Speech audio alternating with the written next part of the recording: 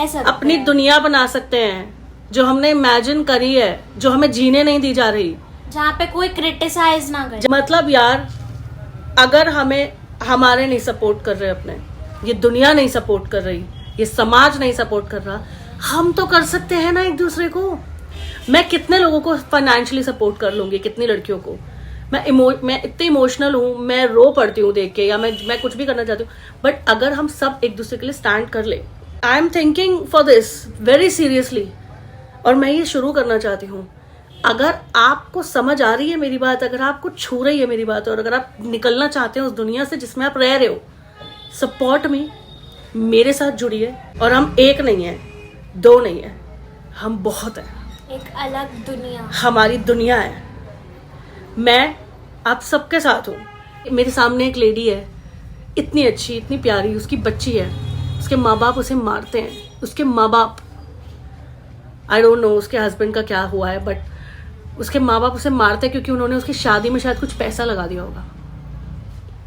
और लड़का कल को तुम्हें चप्पल भी मारेगा ना, तो भी तुम उसके लिए इन्वेस्ट करने के लिए राजी हो जाओगे, क्योंकि वो तुम्हारे बुढ़ापे का सहारा है।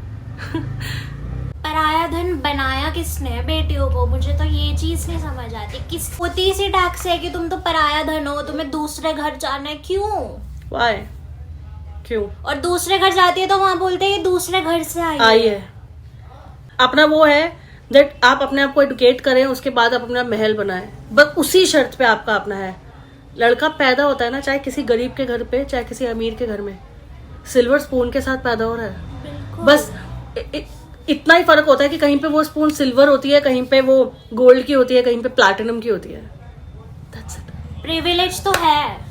मैं ये नहीं बोल रही कि लड़कियों को प्यार नहीं मिल रहा है, लड़कियों के पास करने वाले बहुत सारी लड़कियां हैं, प्रिविलेज्ड हैं, और मैं उनके पेरेंट्स को बहुत अच्छे हैं वो पेरेंट्स, वो मेरी भी पेरेंट्स हैं सब। मतलब मैं ऐसे पेरेंट्स, ऐसे माँ बाप को बहुत रिस्पेक्ट और बहुत प्यार करती हूँ, जो अपनी लड़कियों से बहुत प्यार करते हैं, उनको बहुत सपोर्ट करते हैं, और उनको किसी तराजू में तोल नहीं रहे हैं।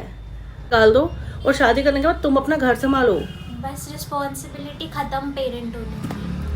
वो वापस आएगी रो के। तो उसको पहले के जमाने में तो ये होता था कि लड़कियों को इमोशनली ब्लैकमेल कर देते थे पेरेंट्स की, तुम्हारी और 6 बहनें हैं, तुम वापस आ गई तो उनकी शादियां भी नहीं होंगी।